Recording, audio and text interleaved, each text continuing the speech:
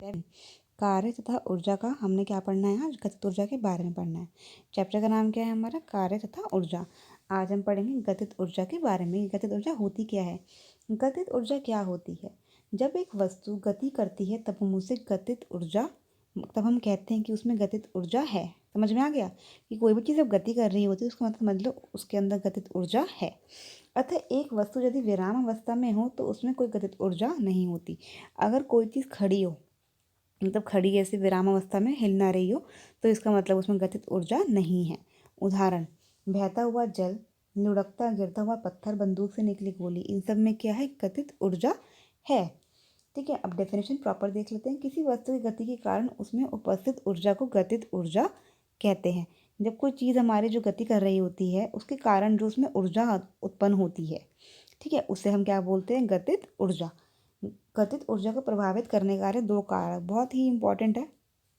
ठीक है बेटा, ये ज़रूर आ सकता है एग्जाम के अंदर कि हमारे जो कारक होते हैं वो कौन से होते हैं, गतिज ऊर्जा को प्रभावित करने वाले कारक कौन से होते हैं।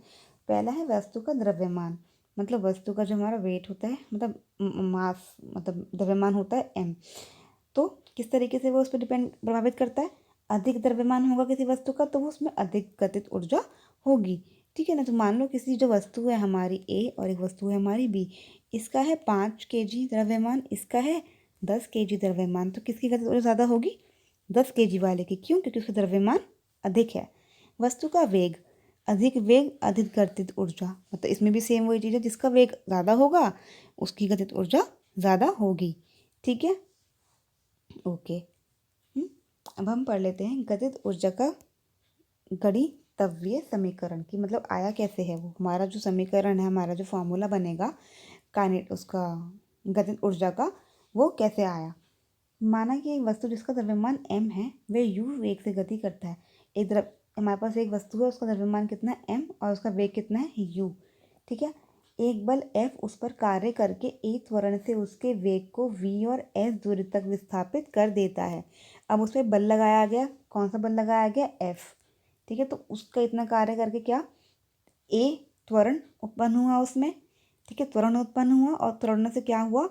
उसने u वाली गति जो थी हमारी उसको वीक बना दिया और s दूरी विस्थापित कर दी, मतलब कि उसने s मीटर की दूरी जो है तय कर ली। ठीक है, तुम्हारा कार्य क्या होगा? W = F × S, हमने पढ़ा था।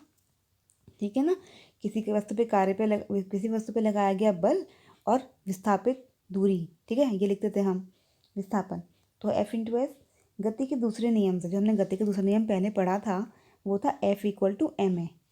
ठीक है, समझ में आ गया। हमारा क्या था?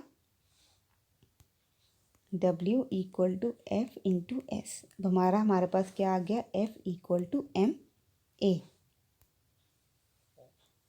ठीक है, ठीक है, तो हम इसको लिख सकते हैं, हम जो W है इसको हम लिख सकते हैं ना, F की जगह हम ये लिख सकते हैं, तो WMA × S लिख सकते हैं ना।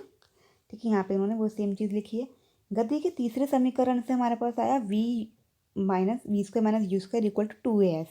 ठीक है, उससे हमने क्या निकाल लिया? S निकाल लिया। यहाँ पे हम देख सकते हैं, हाँ, और हमने इस वाले S की जगह ये रख दिया, MA × V² - U² 2A। ठीक है, W रख दिया। बस इससे हमने कैलकुलेशन करी और हमारा आंसर आ गया V = ½ mV² - U²। ठीक है, समझ में आ गया इतना। अब हम देखते हैं आगे। किसी वस्तु आरंभ विराम अवस्था में है, अगर हमारी जो वस्तु है वो विराम अवस्था में है तो उसका u 0 है, तो हमारा कार्य क्या हो जाएगा? u अगर हम 0 रख देंगे तो mv² हो जाएगा। किया गया कार्य इक्वल टू ऊर्जा, ये हमें पता है, हमने पहले वर्कशीट में पढ़ा है कि किसी भी कार्य की क्षमता करने को उसको ऊर्जा कहते हैं। ठीक है, तो हमारी ऊर्जा किसके बराबर होती है? कार्य के बराबर ही होती है। तो गतिज ऊर्जा कितनी हो गई इसकी? ½ mv²। इसको हम E लिख सकते हैं, है ना। के मतलब काइनेटिक एनर्जी, मतलब गतिज ऊर्जा। यदि वस्तु विरामावस्था में है तो u = 0 है, अतः विरामावस्था में एक वस्तु की गतिज ऊर्जा 0 होती है। अगर हम देखते हैं कि जो भी हमारी जो कोई वस्तु होती है, अगर उसकी जो विराम अवस्था में है तो गतिज ऊर्जा कितनी होती है? 0, ये पता है हमें। अगर हम बोल दें कोई वस्तु जो विराम अवस्था में है तो उसकी गति कितनी है? 0 हो जाएगी गतिज ऊर्जा। वही हमारा यहाँ पे हमने उन्हें बोला है। बाकी हमारा फॉर्मूला क्या आया हमारा, E k equal to m half m v square. ठीक है, अब ये उदाहरण नेक्स्ट वीडियो में हम देखते हैं।